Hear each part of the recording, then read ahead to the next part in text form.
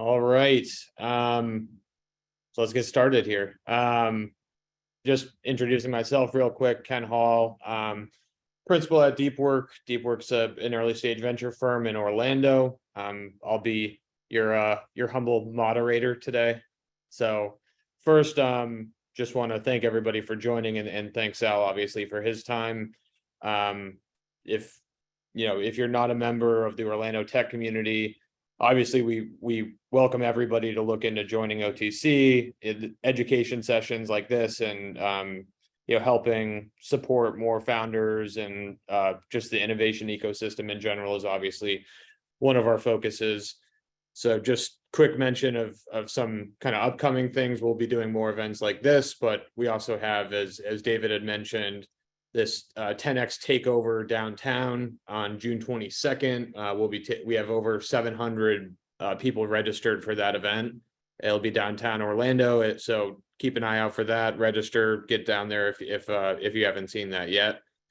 And then most notably, we have just on the horizon, MetaCenter Global Week is October 17th through the 19th. It will be Immerse Global, merging with Synapse, merging with everything that we're doing with OTC. There will be arts, there will be entertainment, tech, innovation, all downtown, and it will be just a massive event that we haven't really had in the community. So just continue to keep an eye out for that.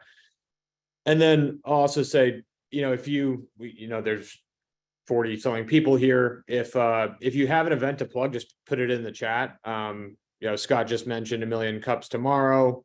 I saw Starter Studio, I think, has their applications open for their cohort until next week. And Orlandopreneur, they have monthly happy hours every third Monday of the month. I think the next one is next Monday. So if you have events like this, just throw it in the chat, plug whatever you want. But enough beating around the bush. Let's jump into what I think everybody's here to listen to today, not me.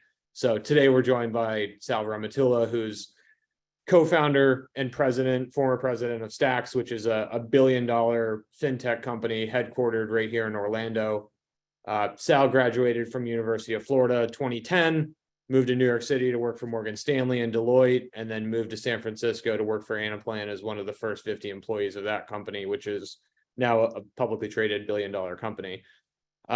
Sal then returned to Orlando and co-founded Stax, previously known as Fat Merchant, in 2014 with his sister Suneera Madhani and Jacques Fu as CTO.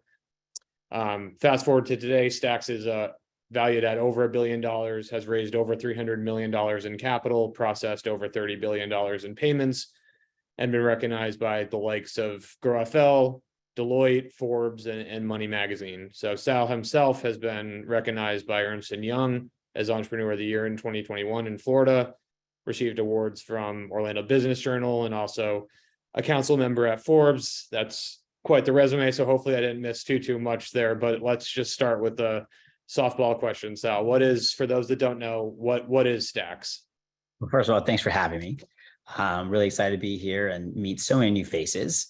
Stax is a integrated payments company providing payments for small business, large business, and software companies. So enabling them to take commerce, both from online payments, physical payments, all under a single platform, and a business management solution for them to operate and manage their business. So you're right, we have over 30,000 customers in the United States. We do about 30 billion in payments. Some places you'll see our name, some places we're just embedded, but truly competing with folks like Square, Stripe, by allowing sort of commerce both online and in person.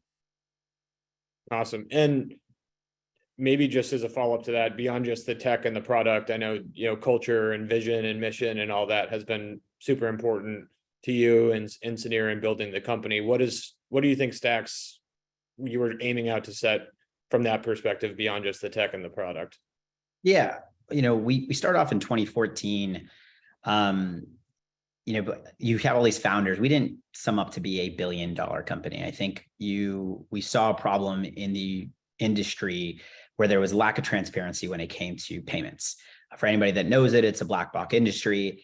And we were like, well, there's a better way of being able to solve sort of this problem, specifically in the SMB space. We grew up in an entrepreneurial household. Went to 10 schools in 12 years. My parents owned everything under the sun that we sort of went through, and we understood sort of the pain points that were there. And so we really wanted to empower small, medium-sized businesses. That was truly the first, foremost aspect of what we did. We wanted to do it here in Central Florida. So as I mentioned, I went to 10 schools in 12 years. Suneera did not want to leave. So people always ask us, how do you choose Central Florida? Honestly, it was one of those things that we had home here. We both went to the University of Florida, and we felt like this was a great place to lay roots, a great background in terms of the universities that sort of exists in the region. And that's sort of where we landed. And so, we had 3 core principles, getting stuff done. We had creating joy. And then obviously one team, which is sort of an aspect that all of us share to be able to have a familial experience. So people always ask, the 2 questions I actually get asked the most are, how do you build $1 billion company? And then the second most is, did you work with your sister for so long? I will tell you, it's easier to build $1 billion company. I'm kidding. But no, it was a great journey. And for anybody that knows Suneera and I, we're a dynamic duo that had great roles and responsibilities, and the people that, were former employees, current employees, all will say the culture that hopefully we cultivated was something that, enabled not only Central Florida, but for hopefully themselves to propel their careers, and something we're very, very proud of. Yeah. And you talked a little bit about Orlando, and just going back to the early days, at that time, Fat Merchant. I think one of the more cool and kind of relevant things, obviously, for this audience is just the Orlando DNA that's in the company, and how relevant that may be for others that might, be listening right now and they're starting a company. So this was an idea that you said you pitched at A Million Cups. It was pitched at Startup Weekend Orlando. You participated in things like Rollins Pitch Competition, Starter Studio. So just a lot of the Orlando DNA that was in the company early. Maybe you could just talk for a minute about how important some of these local programs and events were for you and Suneera and Jacques early on in the process, and what kind of advice you would have to founders that are at similar points and going through similar things today. Yeah, I give Suneera a ton of credit. I was currently in San Francisco at the time when we had originally launched in 2014. I was still working at Anaplan, transitioning over, and Suneera took an office at the Citrus Club, if anybody's familiar. And she would just sit there, and that's how she said hello to everybody and continues to plug herself in the community. And that's how she ended up at A Million Cups. That's how we learned about Starter Studio, is sort of just being at every single event, like the one we just talked about, that's going to be on Wall Street on June 22nd. So it's very much about being a part of the community.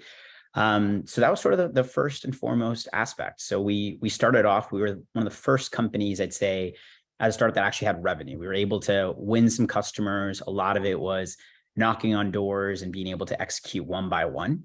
When we started to see some momentum, we applied for Starter Studio. So Starter Studio was our first accelerator program. We had no technology. So we were a tech company that had no technology. We were white labeling solutions across all the providers that were out there. And, they wouldn't let us in. I actually remember this. Starter Studio was like, you have no technology, you have no CTO, you have nothing. And I remember Suneera negotiating, being like, look, I mean this in the kindest way. All of these tech folks have no idea to sell or market. I will trade you services and I will teach you how to sell and market if you can find somebody to help me build a technology. And that's actually where we met Jacques Fu, who was our technical co-founder, a brother of mine at this point, and obviously a part of Suneera and I, and hopefully for many things to come in the future. But that was sort of the beginning. And we sort of started building our own platform, which then led us into a whole new community, people that helped us build our first pro forma, to understanding how to raise capital. And then we went to the Rollins Pitch Competition, and we won first place for $25,000, I believe, which then backed Venvelo at the time to be able to support another $25,000 check. And so from there, we did demo day for Starter Studio. Our goal was to raise $500,000. I think we were oversubscribed to $850,000 that night. And that was sort of the propelled, motion to be able to get things off the ground. So it took a lot. It was a whole village. There were so many people, so many advocates. It was about telling our story to every single person that would listen, and then hopefully inspiring a lot of the folks to come and join sort of our crazy vision of being able to build, a payments company and compete in the space out of Central Florida. Yeah, it sounds like, if I'm understanding that right, a lot of it is just being active and being out there, soliciting feedback. But I think that there's probably a lot of founders out there, people that are even too afraid to get out there or even start a company. They don't think they have the right experiences, the right education, the right background. I think kind of one thing that's worth noting is that your background isn't, don't take this the wrong way, not a textbook unicorn founder, right? You weren't a product manager at Square or a CTO at another billion-dollar company or an MBA from Stanford, but you spent time around sales and technology, and what I think most importantly is customers and clients, right? Morgan Stanley, Anaplan, things like that. So looking back on it, what did you take from some of these experiences pre-Fat Merchant, just because you don't really have a typical founder background, that you still had the courage to kind of get out there and solicit that feedback and be super active? That was really important early on. Yeah. So a lot of it, the extrovert introvert portion that comes through. I'm naturally an extrovert. As I mentioned, 10 schools, 12 years. I lived in over 30 countries for 3.5 years when I worked for Deloitte. If you look at my SPG or Marriott Bonvoy account, I've stayed in almost 1,700 nights in the last 11 years. So I don't know, 5 years of my life's been in a hotel. But what it forces you to do is learn to just tell your story, right? And I think that a lot of founders and technology people we meet today, it's funny when somebody's like, oh, I'm working on it, but I can't tell you, or I don't want to share it, or can you sign an NDA before I tell you something? Like, I promise you that the only person, you're just going to get out executed if you believe you can't share your story because of whatever secret sauce that you believe that's there. I personally don't believe in that philosophy. I think you should be shouting it from the rooftops. You should wear the t-shirt, and you should be everywhere present, because you just have to be a sponge and learn. And so for me, on the background, I graduated college at 19. I ended up moving to New York City. I worked for Morgan Stanley, worked for Deloitte, as mentioned, traveled. And then the Anaplan experience was pretty big. I mean, being an early person there, I did everything. I was a customer success leader. I was quota carrier. I was a sales manager. And so you just get to see a lot of different things. And then Suneera's background was completely opposite. I mean, she came from a traditional area. She worked for Philip Morris or Altria Tobacco, as a regional sales manager for the state of Florida. And so she legitimately, sold cigarettes. So there is no like correspondence here. None of us have a technology background. The best thing I could probably do is still reset a router if you need me to, but that's like the extent of what we knew. And, the things that we did know was how to problem solve. And then the biggest thing was surrounding ourselves with very, very smart people. And so, we always came from the philosophy that if we're the smartest person in the room, we're in the wrong room. And so we hired and brought in people, some people on this call, from Tom Lomenico to Daniel Sosa, who are still in the community doing great things, that continuously drove us to learn things that we just didn't know. Yeah. If just to kind of move from the earliest stage to kind of scaling and your early successes, you mentioned kind of in that response, the fear of like, I guess, disclosing the product or kind of competition and things like that in general, not soliciting feedback. But, when you were scaling the company, you were obviously running into massive names in payments like Stripe and Square that are, I think Stripe's a $50 to $100 billion company. They're both $50 to $100 billion companies right now. And there's other founders out there that are operating in spaces where there's these similar like 800-pound gorillas in the corner of the room. And maybe you could just talk in general about what you learned from this competitive landscape and how you were able to carve out such a meaningful share where you wound up being $1 billion company. Yep. In the face of, these big competitors looming. Yep. I think today's day and age, and even back then, you have to be really good at one thing. Right. And I think a lot of people try to do a lot of things. And it's not that we didn't expand our footprint over time and the software platform, got better and better and better. For us, our big thing at the beginning was subscription-based payments. Nobody was doing subscription. Nobody understood it. We were the first people to create a go-to-market pricing model when it came to payments, e-com, online, in-store payments to being able to be subscription. And once we started to go down that path, we realized our customers were larger. So for anybody to do subscription-based payments, they had to understand payments. So when we started to actually look back and figure out our customer base, it was pretty clear that our customers were doing $1 million to 10 million in revenue.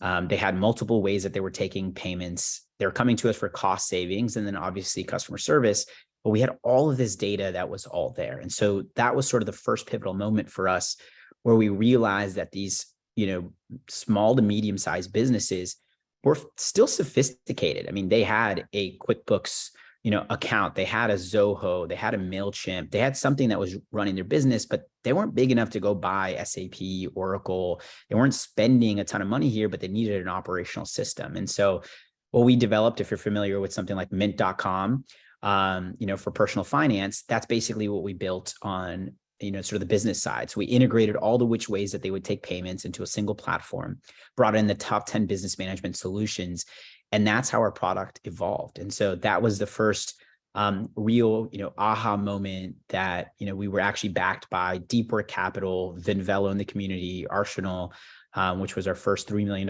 raise that we had done, or sort of the 850 round that we had done with them that sort of helped sort of propel that, which then led to our first real round for $5 million for Fulcrum Equity out of Atlanta, which really propelled our software and sales growth. And so it was really just continuous refinement, growing through sort of the aspects there that helped us lead to what the next big chapter of scale was really understanding our customer base and then developing the feature sets that were there rather than having this philosophy that was, hey, we're going to go build it and they will come. It was very much, what do our customers need, and evolving our roadmap from there. Yeah. So just to play that back, it was starting kind of almost small with a very unique, differentiated pain point that you were solving for the customers, and then letting the customer feedback and the data dictate kind of how the company would evolve over time. Is that fair? Yeah. And then understanding why they were switching, right? So if we took companies from Square and Stripe, and it was pretty clear they actually wanted a human touch. Now, once again, when you start to think about $1 million to 10 million customers, the customers we served, we're talking about hundreds of thousands of transactions on a daily basis. And so these customers have cash flow needs. And so when you don't have a person to speak to at a Square and Stripe, and they've built a great business model, but that's not who they were catering to. They were catering to the e-com purely online. They didn't have a physical payment when it came to Stripe. Square was the corner bodegas with at the time, just the mobile reader of where they were trying to drive, was sort of that gig economy aspect. And so we found ourselves in this really unique spot to be able to grow and capture market share. And so that's what we did. And we acquired our customers in a very, very unique way as well. I mean, we did everything digitally. So we're the first pure acquirer that had 100% of our customers online. And even that, like, we are huge philosophers of fast follows of areas. And we looked at the Esurance model. At the time, Esurance had really come onto the scene from Allstate, for anybody that remembers that time frame. And if you remember those commercials, it was like buy online, save online. And we felt like, this is a real repeatable model where we could drive traffic to educated customers to be able to execute against. And so really narrowing your focus, being very, very diligent and good at something is what drove us to be able to compete at that level. So as you're talking through this, it sounds, you're almost making it sound easy, but I know that's not the case. And I don't even remember where I've heard Suneera say this, but it was spot on. And it was, something along the lines of like that founders say, if we only had blank, or, it will get easier when we have blank, or in reality, it's not just a check in the door that solves all the problems from investors or one thing or another. There's always challenges. Things always change and surface. So, you guys, as you were scaling, maybe just talk about the early stage founders from where you were going from the startup phase to kind of scaling operations? What should they expect? What kind of challenges came around the corner that you didn't expect? What advice would you pass along? Nothing gets easier, I promise you. More money, more problems, more people, more problems. It's just a fact. That doesn't mean that you don't scale. It's just different styles of problems, right? And I think that, you know, the philosophy that Suneera and I took every day was to work ourselves out of a job. It didn't matter what it was, what was on our to-do list, what was the area that we can either hire somebody, scale somebody, increase a process and automation, whatever it may be, was sort of that early sort of goal. And I remember the first time we raised capital, you know, when we raised 5 million Fulcrum equity, we actually had, every year we would create a thematic goal. So one big goal that we would have as sort of the thing that the organization would do. And that goal was 10x scalability. And the 10x went across all functions. So it wasn't, you know, just like product or feature sets. It was, how do we, instead of signing up 10 customers, get 100 customers? If we mean 100 customers, how do we onboard 100 customers? And the answer was not people. So the thing that nobody could use was people as an excuse. And we had to figure out how to be able to scale this piece. And that was everything from installing things like digital DocuSign at the time, of being able to convince Visa, MasterCard, American Express to take digital delivery. I mean, once again, we had to compete in that space. Now it's okay for everybody to see, you know, somebody using a DocuSign, but 10 years ago, that was a process that we had to fight to be able to put all these innovations into place. And so we always focused on scalability across the organization, in each one of those functions, in the early days. And that's what sort of led to being able to relieve ourselves of some of the problems, to your point.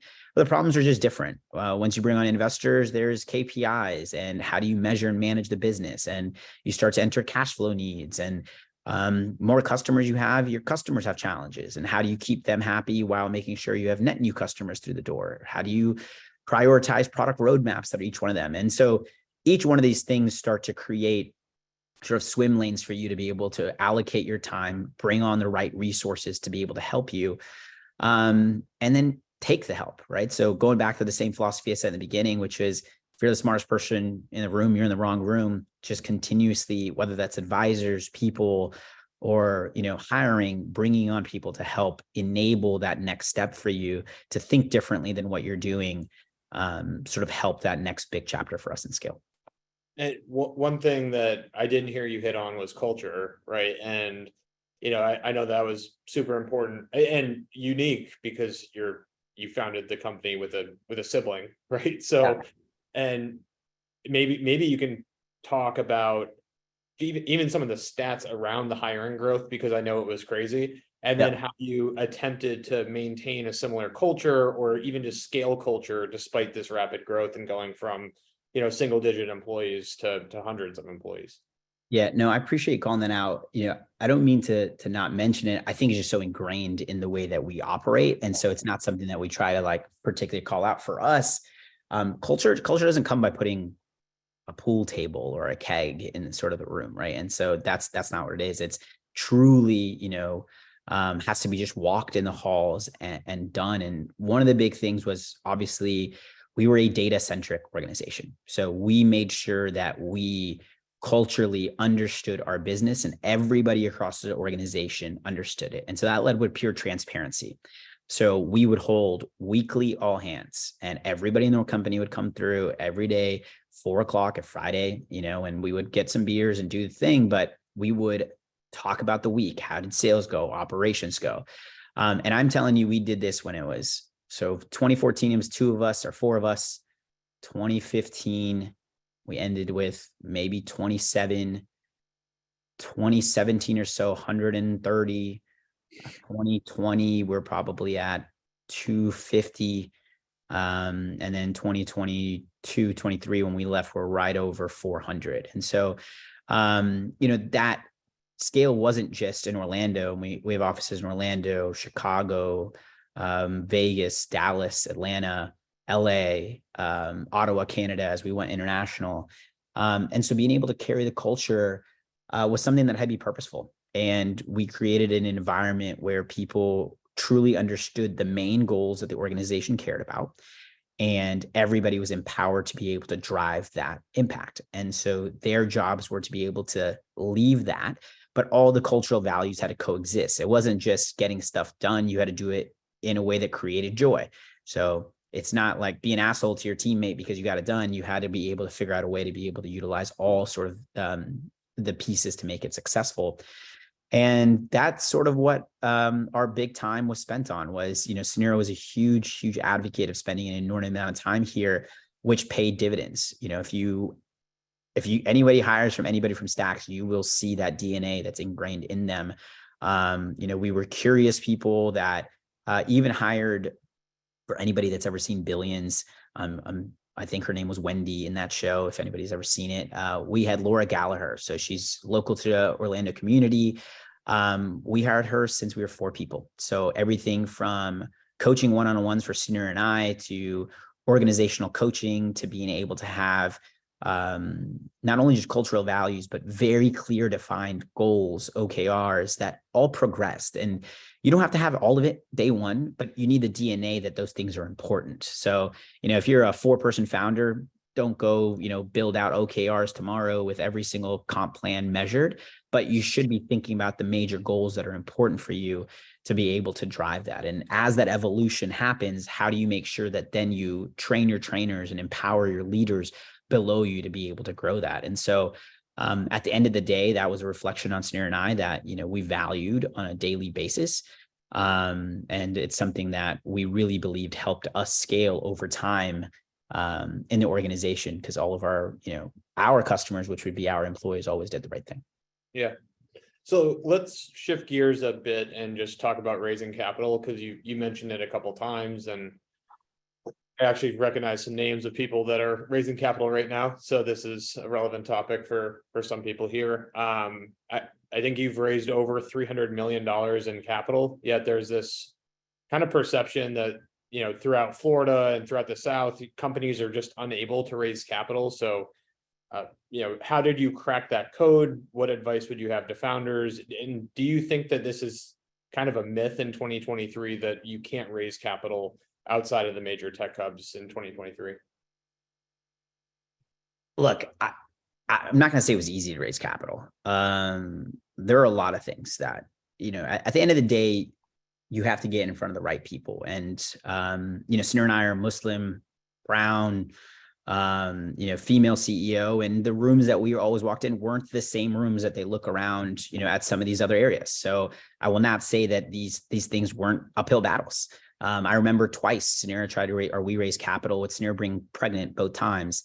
And she's 6 months pregnant going call to call. So they are very hard. So I want to empathize across each person. And those things are still real things that exist. Suneera has a platform called CEO School, where she specifically focuses on women. Less than 2% of capital actually goes to women, less than 1% to people of color. And so when you start to think of these statistics, these are real statistics. So I'm never going to fight that that's not there.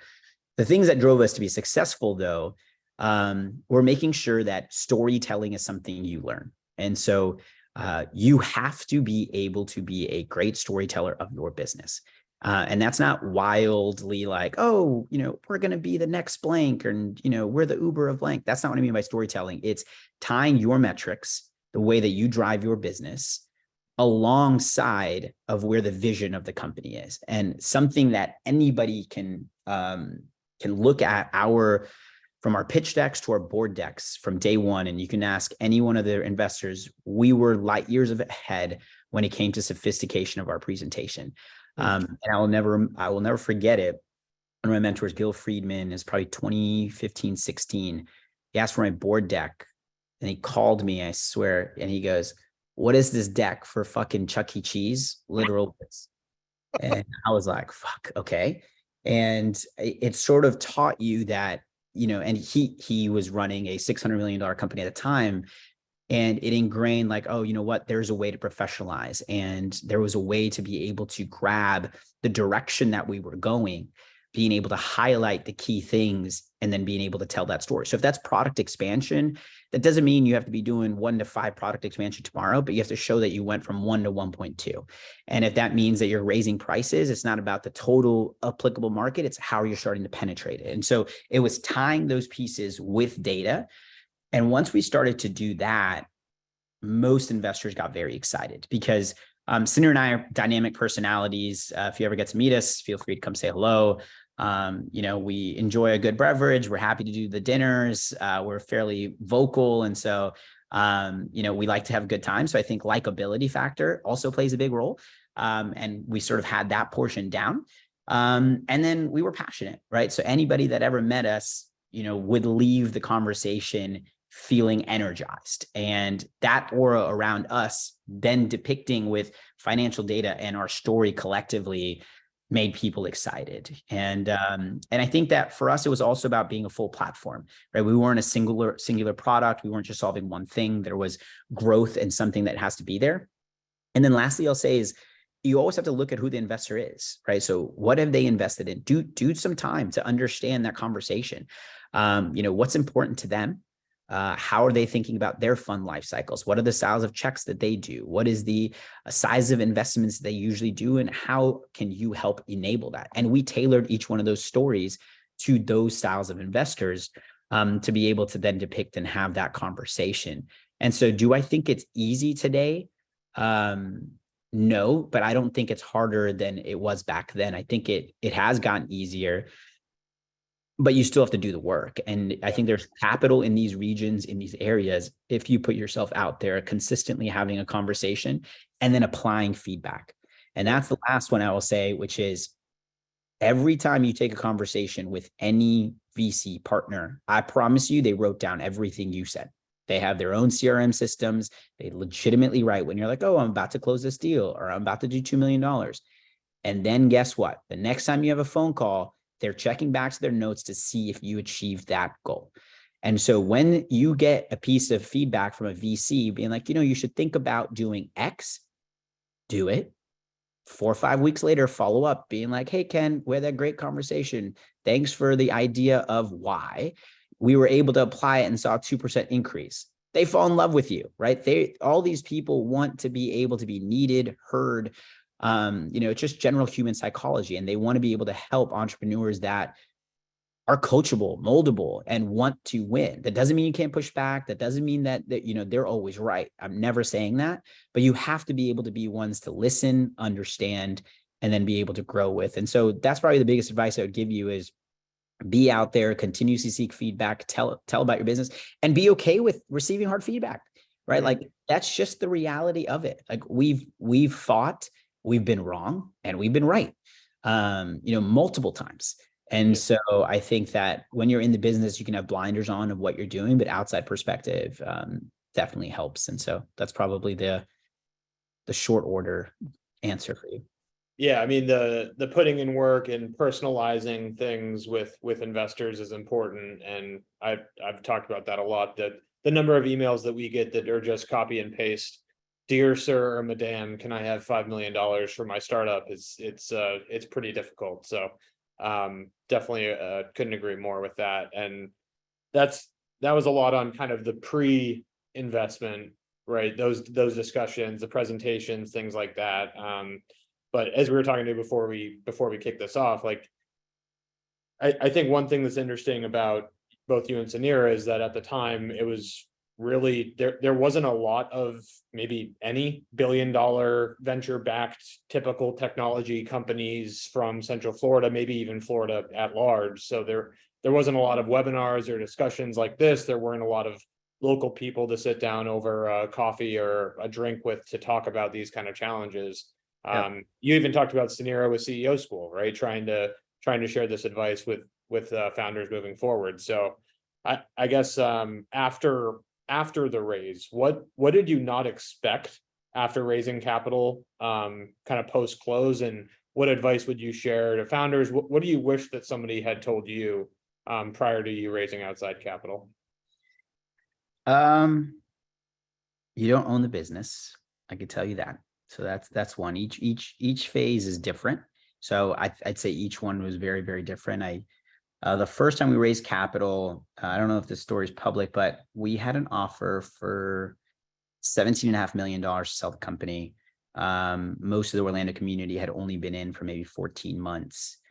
And we had a 5-person board, 2 of the investors, 1 independent, and Suneera and I, and they wanted to sell the company. So once again, they were going to make 6 times their money in 14 months. Totally get it. Suneera and I were probably going to make, I don't know, $3-4 million each, life-changing money. But we felt that it was the wrong decision for the company. We felt like it was going to be significantly bigger, and the investors massively disagreed. So it was our first real board disagreement, and our independent voted with us, and that's the only reason we got to keep it on. And they refused to actually fund our next round. We only had $500,000 of capital left in the business. I probably had 6 weeks of payroll left, and Suneera, myself, and Jacques actually used our savings to float 2 payrolls to be able to get through it until we closed a $500,000 bridge bank loan, which then led to our $5 million round, which came out of Venture Atlanta when we pitched at Venture Atlanta. So once again, we pitched in every community possible. And so the thing that you learn along the way is that people have different visions and they all have different goals. And there's nothing wrong. Like, and an investor, and I can tell you right now, any investor that you can give 6 times their money in 14 months will most likely want it. Like, and there's nothing wrong with that. That is just their jobs, and they have fiduciary responsibilities in their areas. And so you have to start to think about what drives and motivates each one of those people. The second big advice is make sure they're people you like to hang out with, right? Like, you need people that you want to be around. These are going to be phone calls you're going to get a lot of times, and you're going to have tough days. Like, you will F up. I will just tell you that something is going to happen. You're going to have a security breach. You're going to not see something. An employee's going to steal something. You're going to, like, it's going to happen. And you have to learn that if you can't call them when something happens because you were afraid of that relationship, it's not going to be fruitful for you. So you have to make sure that they come at it from a partnership, and it goes both ways. It goes for the investor and for you, that you want to be able to pick up the phone and call them and say, this is what happened. This is what we're doing about it. I need help, right? And that's the style of person you want. And most people will be that way. But you need to make sure that you've built that relationship, and the style of people that you're bringing on are that. And then capital is cheap. So I think that, you know, when people are like, oh, they're writing this check, or people get caught up in valuation, you know, like, every value is massively different, just for the record. Like, somebody can get a $100 million term sheet and $50 million term sheet, and that $50 million is probably bigger than the 100 million, depending on style of terms and preferences and all sorts of things that are in them. People have like this affinity, because we've all watched Silicon Valley a little bit too much, that we just look for the big number. That's not what it is. It's outcome driven, time-based driven, speed driven. So you have to value all of these things that come through. And then, as I said, it's the vision and the drive that they all have. And so you have to sort of factor in each one of these pieces as you think about your next partner. And yeah, reminder, it's an interview just as much on your side as their side. Now, up front, you have to do the work. I'm not saying, you know, all of you should pretend like you're on The Bachelor and Bachelorette and hand everybody the damn rose. Everybody should get a rose from you, right? And so you continue to make them fall in love with you until it's your turn to be able to then vet. Right. But you do have that opportunity. Don't get blinded by just a check.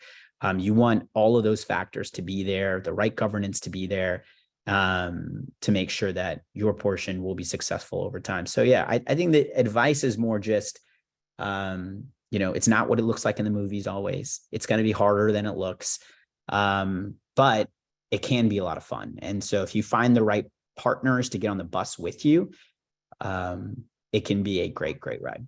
Yeah. And obviously you and Suneera and Jacques have moved on from Stax. I'd like to ask you guys what's next, but first, you know, looking back on it, you helped found the company in 2014, 2015. I would assume that the Sal from those days is different than the Sal now. So maybe just talk about how you've changed over time and just general advice to other founders on their personal and professional development over what is obviously a tumultuous journey as a startup founder. Yeah, it's a very good question. We are all learners and we all evolve. I could start there. I'd say when I started, I was very controlling. I felt like every decision, I would be the smartest person to make it. I felt the need for being involved in everything. I was very quick to judge. So when somebody would, in my eyes, make a mistake, it was how could they? Why didn't they think about this? How do they not understand the dominoes of how this would affect? And a lot of that was pure passion and wanting to win. And I probably had a lot of grace from my team members and others because they understood that. But that took me a long time to unwind out of. So, credit Laura, my sister, our entire management team for coaching me through it. And I'm a better leader because of it. But that journey was just an evolution, and you start to learn your role in the organization as it evolves. And there are times and places where those are the right moves, but not always. And so, anybody that got to see my journey over 4, 5, 6 years, they will tell you that there was a drastically different Sal each year. And my personal maturity changed, the empowerment level changed, trust levels changed. And so I think that everybody's on their own, and I think welcome feedback. And so I started to do on a quarterly basis with my direct one-on-ones, where I would ask for them to give me 3 pieces of feedback, right? Things that they want me to keep, continue to do, or stop. And they would, write it down, and there was no like, how could they say this to me? Like, you had to come in, and we would do it, bi-directionally. But it allowed you to understand, and you would quickly realize that there was a pattern when, 6-year one-on-ones have the exact same piece in it. And you're like, all right, this is something I have to really address and look at. And then I'm very proud of the person that I am today and the maturity that, we built the company. I think most of our leaders, if not all of our leaders, would say that about Suneera and I. We were very big on taking care of our people. Even people that, unfortunately we had to let go or transition from, I think you can even reach back out to them and they will tell you that we did everything that we could in general. That doesn't mean they agreed with the decision. That doesn't mean that they, were on the same page, but they did everything that I believe we did everything we could to be able to develop them, continue to work with them. But it's always a path. You should always be in self-learning mode. And so just proud of who we are today. And I have a few rapid fire questions, but first, as I mentioned, you and Suneera left Stax a few months ago, and I think everyone's thought is that that you're not going away, that you're not active in the community and things like that. So, what's next for you both? I appreciate that. We have a couple of things we're working on. It'd be great to get our dream team back. Suneera and I will do something again together. I think we're all transitioning our ways out of, Stax, and that comes with a whole variety of different things. So we are still a majority shareholder as individual shareholders inside of Stax. So we still own a big chunk of it. We're very excited for it to continue to propel in the Orlando community and continue to support that business. Right now, we're focused on a lot of philanthropic stuff. So, definitely been helping Suneera with her mission of CEO School. If you guys haven't looked it up, please do.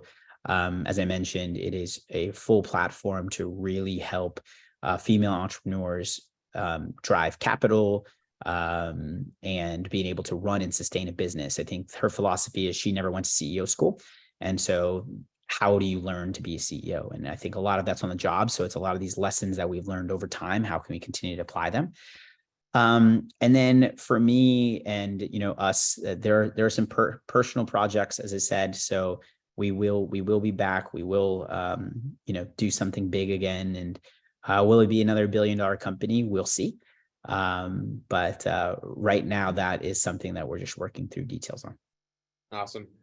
All right, I got 5 rapid fire questions here for you. Yep. Which entrepreneur or business person do you admire most, and why? I'm a huge Mark Cuban fan. I was born and raised in Dallas. I'm a Mavs fan, and I just think that his philosophy and disruption is something that it goes back to your first question. Like, we had no idea what to do in payments. He just started cost plus drugs. I can tell you, he's not a doctor. He has no idea what he's doing in pharmacy, but he realizes there's a problem, and then bringing around people to be able to help enable and drive that. And so I think that I just admire his sports tenacity and his passion and the way that he is the person he is. I wear Jordans on a daily basis. I don't conform to the normal society of putting on a suit or what it is, and to each their own. But I think that it's a great way that he lives his personal life and the brand he sports. All right, number two, what do you think is the most important quality to have in a founder or a founding team?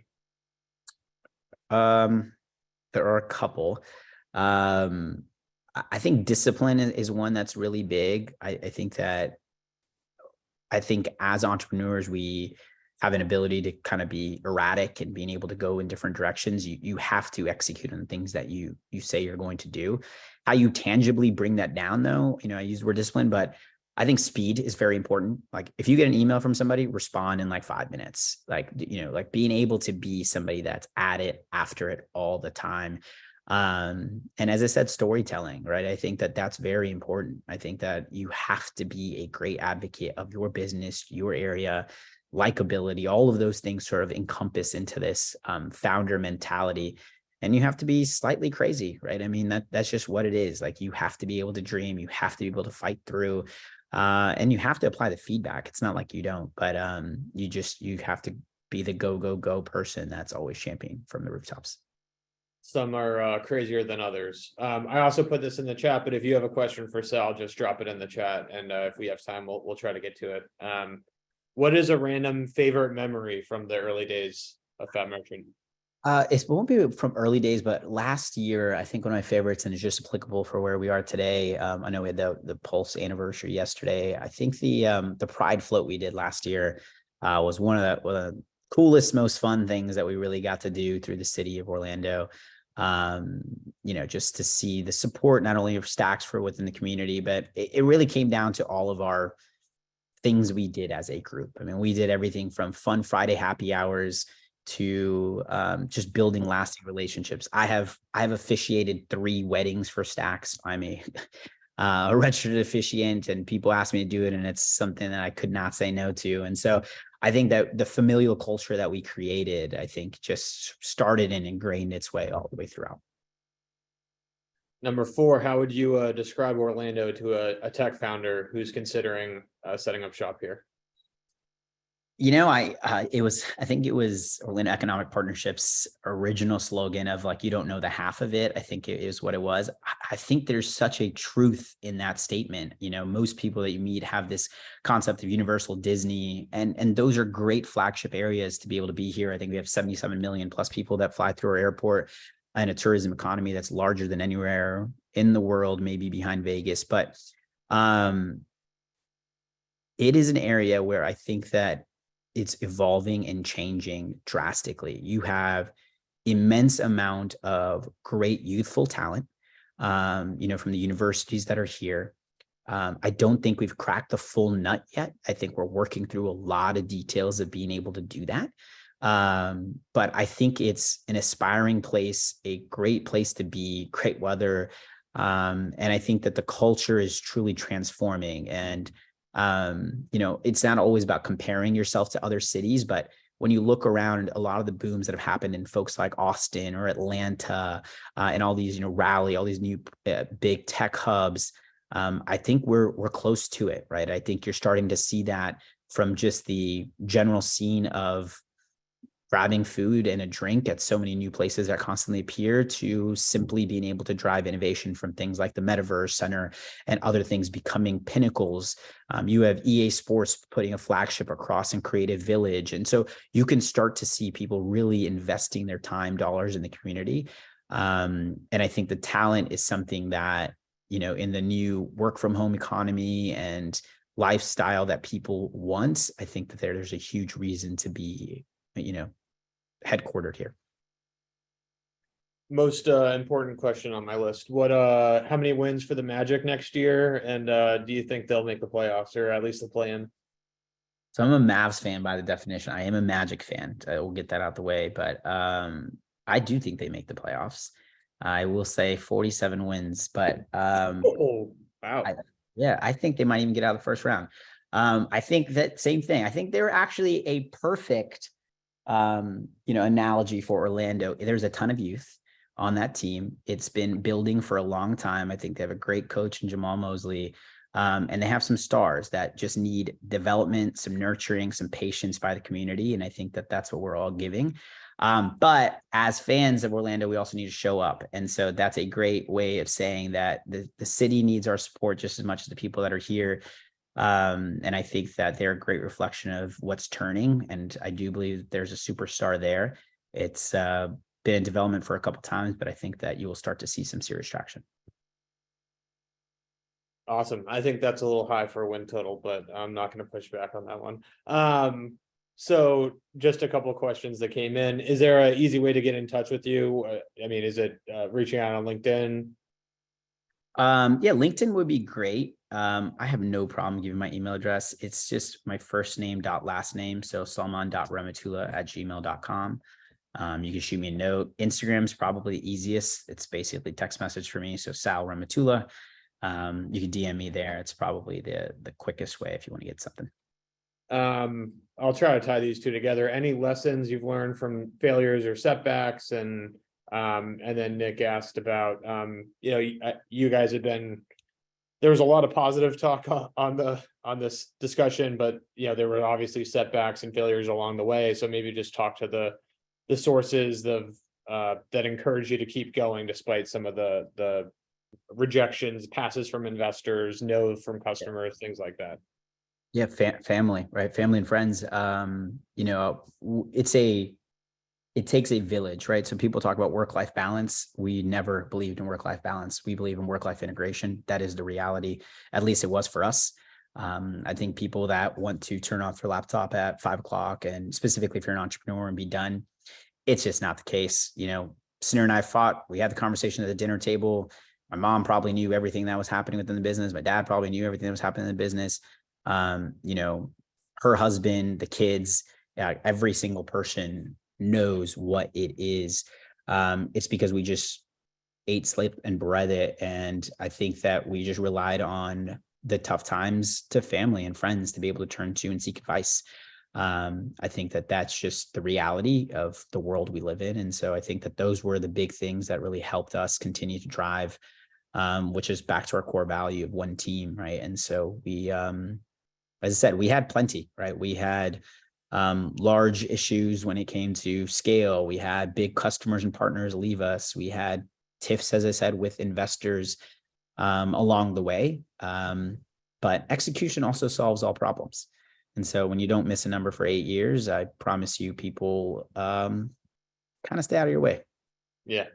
Last question, because I know we're running up on time. Vijay asked, I'll rephrase this, because you are an active investor in the community. I believe Suneera is as well. Maybe just kind of your thoughts on and future plans on involvement within the Central Florida kind of startup ecosystem with investing, supporting, mentoring kind of startups. Yeah. So Suneera and I invest together. So we have a family fund.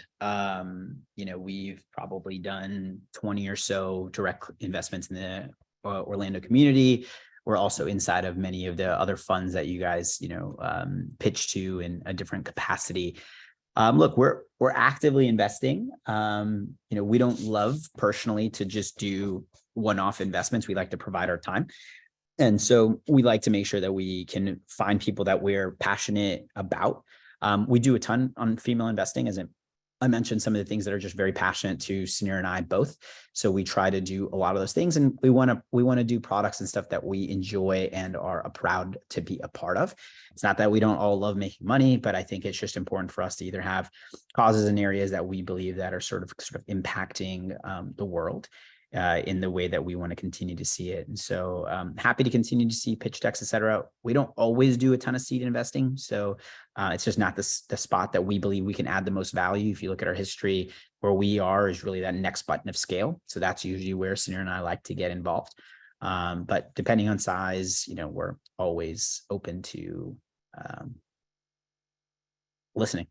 Yep. Sorry, one more question because it just came up. Would you do anything different if you could start over? Do anything different if I start over? You know, I'm here because of all the mistakes and the things that sort of led to it. So I don't think there's anything that I would do different. Or if there are outcomes I wish they were different, sure. You know, there was a lot of things that could have been there, but we learned from everything. And so we learned when there were huge wins, we learned when there were bad ones. And I will tell you, there were bad days and there were really good days. I mean, we raised capital 3 different times. We took majority recaps. You know, I did 60 plus fireside chats. We did 3 dinners a day, right? So it'd be a 6 p.m. dinner, 8:30 p.m. dinner, 10 p.m. dinner, 4 months away from the families, right? Does Suneera wish that she had those times with her daughters? Absolutely. Would she change the outcomes and the things that now she gets to be able to, you know, enable them? Probably not. And so I think that as an entrepreneur, I don't think you should look backwards in that format. I think it's, you know, we believe in feed forward in everything we do. And how can you reapply those lessons and the things that you've done to be able to go forward? Yeah. My last question would have been, how do you stay in shape after having 3 dinners in a night? But we're running up on time. So I mean, I'm biased here, but I thought this was an awesome conversation, and you know, speak on behalf of everyone at, you know, OTC, just thanking you for your time and everybody on the call.